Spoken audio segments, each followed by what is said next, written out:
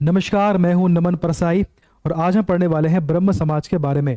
ब्रह्म समाज का संबंध है राजा राम मोहन रॉय से। इन्होंने ही इसकी स्थापना की थी। बेसिकली हम पढ़ रहे हैं एमपीपीएससी मेंस यानी मुख्य परीक्षा के अंतर्गत एथिक्स यानी पेपर 4 का यूनिट 1 यानी दार्शनिक विचारक या थिंकर्स। चलिए, जो दार्शनिक आज हम पढ़ने वाले उनका नाम है राजा राम मोहन रॉय। जो टॉपिक आज हम पढ़ने वाले हैं उसका नाम है ब्रह्म समाज। तो ब्रह्म समाज की स्थापना कब हुई, कैसे हुई, इसका क्या आधार था, इसका उद्देश्य था, है ना। इसके बाद इसमें क्या क्या परिवर्तन आए, सब कुछ आज हम डिस्कस करने वाले हैं। जो नोट्स हम क्लास में पढ़ते हैं, आप भी इन्हें प्राप्त करना चाहते हो तो इस नंबर पे कॉल करिए, आपको नोट्स प्राप्त होंगे मात्र 499 में पीडीएफ फॉर्म में। चलिए, अब बात करते हैं कि भैया ब्रह्म समाज की स्थापना के पीछे क्या आधार था, क्या भूमिका थी। देखिए देखिए 19वीं शताब्दी में ऐसा ध्यान दिया गया कि हमारे समाज में बहुत सी कमियां हैं, बहुत सी कुरीतियां हैं। तो उन पर जैसे आपको कौन सी कमियां हैं, जैसे बाल विवाह है, बहुविवाह है, अंधविश्वास है, रूढ़िवादी परंपरा है, छुआछूत है, जाति प्रथा है, इस प्रकार से। तो इन समस्याओं पर उस समय के जो महान विभूतियां थी, जैसे राजा राममोहन रॉय हैं, है ना, दयानंद सरस्वती हैं और स्वामी विवेकानंद, इन सभी समस्याओं पर इनका ध्यान गया। अब इन समस्याओं को समाप्त करने के लिए इन सभी ने अपने लेवल पर प्रयास करना शुरू किया। तो सबसे सार्थक, सबसे संगठित अगर किसी ने प्रयास किया था तो वो थे राजा राम मोहन रॉय। क्या प्रयास किया इन्होंने? 1828 में ब्रह्म समाज की स्थापना की और उसी को सबसे प्रथम प्रयास माना जाता है। सबसे सफल, सबसे संगठित और सबसे सार्थक प्रयास उसी को माना जाता है। अब इसके क्या उद्देश्य थे? सिंपल सी बात है, कॉमन सेंस की बात है। जो समस्याएं थी उनको समाप्त करना इसका एकमात्र उद्देश्य था। अब इसके बाद में 1833 में इनकी मृत्यु हो जाती है ना। उसके बाद में जो संगठन था थोड़ा कमजोर हो गया। 1842 में दोबारा इसकी स्थापना की गई, इसको पुनः स्थापित किया गया और 1866 में इसका प्रथम विभाजन हुआ। उसके बाद में भारतीय ब्रह्म समाज की स्थापना हुई। इसके बाद में क्या क्या परिवर्तन हुए इसको आगे हम समझेंगे, ठीक। तो ये आपकी पूरी कहानी है, बेसिकली क्या क्या घटना घटी है और कैसे घटी है, इसकी स्थापना कैसे हुई है और उसके बाद में क्या क्या हुआ, इसको आगे हम समझेंगे। चलिए, सबसे पहले बात करते हैं कि ब्रह्म समाज के बारे में जो हमने पढ़ा है इसको दोबारा हम पढ़ लेते हैं ताकि आपको एक बेसिक आइडिया प्राप्त हो जाए।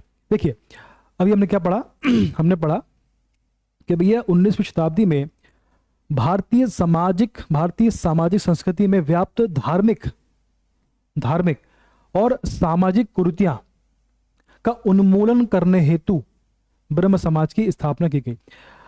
समाज सुधारकों द्वारा धार्मिक सामाजिक सुधार आंदोलन चलाए गए, है ना, जैसे ब्रह्म समाज है।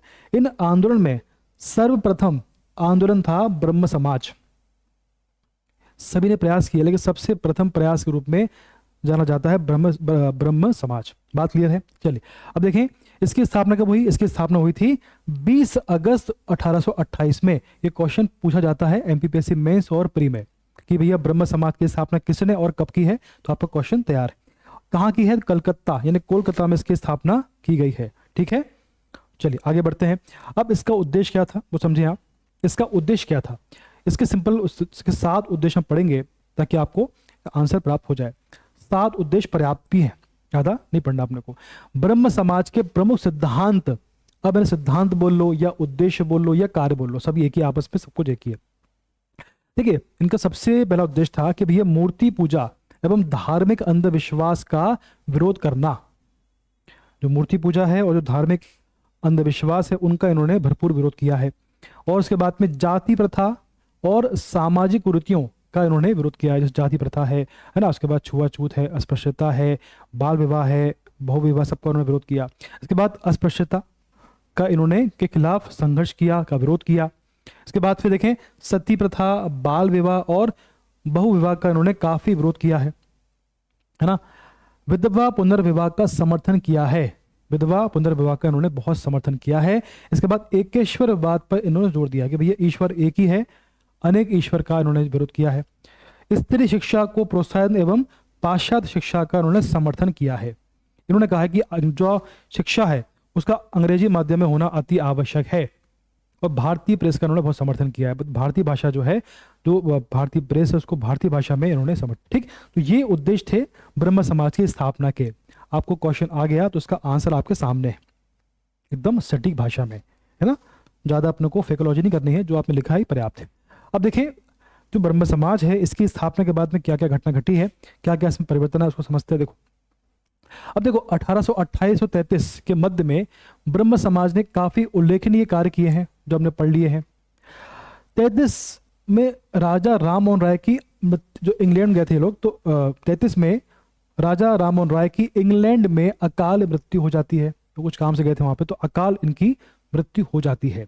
इसके बाद में ब्रह्म समाज धीमे धीमे कमजोर हो गया और धीमे धीमे इसमें जो उसका संगठन था वो काफी कमजोर पड़ गया। फिर 1842 में 1842 में महर्षि देवेंद्रनाथ ठाकुर ने इसकी बागडोर संभाली और उसको पुनः स्थापित किया और ब्रह्म समाज पुनः सामाजिक चेतना का संचार केंद्र बन गया, है ना। 33 में काफी कमजोर हो गया और 42 में इसको पुनः स्थापित किसने किया? महर्षि देवेंद्रनाथ ठाकुर ने। ठीक है, चलिए वापस से मजबूत हुआ, वापस से खड़ा हो गया। इसके बाद में केशव चंद्र सेन ब्रह्म समाज के धर्माचार्य बन गए, इसके प्रमुख बन गए। किंतु ब्रह्म समाजियों के वैचारिक मतभेद के कारण इसके अनुयायियों में फूट पड़ गई और इसे ब्रह्म समाज का प्रथम विभाजन कहा जाता है। क्या बोलते हैं? प्रथम विभाजन कब हुआ था? इसको प्रथम विभाजन कहा जाता है ब्रह्म समाज का। कब हुआ था ये? यह हुआ था आपका 1866 में। ठीक, तो 1866 यानी कि 1866 में ब्रह्म समाज का प्रथम विभाजन हुआ था। उसके बाद में केशव चंद्र सेन ने भारतीय ब्रह्म समाज की स्थापना करी है। अभी क्वेश्चन प्री में आता है, ये मेंस दोनों में आता है कि अभी भारतीय ब्रह्म समाज की स्थापना किसने की, कब की और क्यों की। ठीक, तो चूंकि इनके समाज में, इनके संगठन में काफी इनके विचार मिल नहीं पा रहे थे, इसलिए इनके संगठन में विभाजन हो गया और केशव चंद्र सेन ने भारतीय ब्रह्म समाज की स्थापना कर दी 1866 में।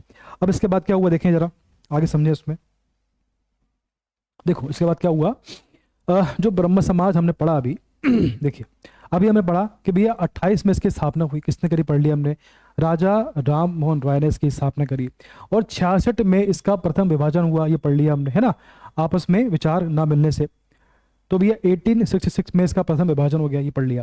इसके बाद में, विभाजन के बाद में केशव चंद्र सेन ने भारतीय ब्रह्म समाज की स्थापना कर दी।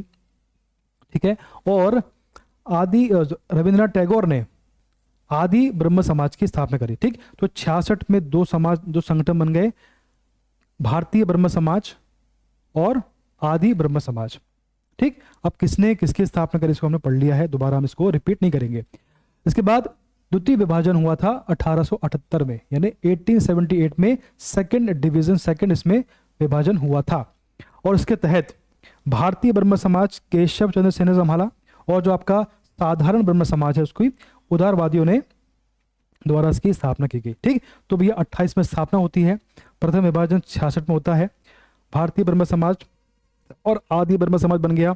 78 में दोबारा विभाजन होता है, तो केशव चंद्र सेन द्वारा भारतीय ब्रह्म समाज और उदारवादी उनके द्वारा साधारण ब्रह्म समाज की स्थापना की जाती है 78 में।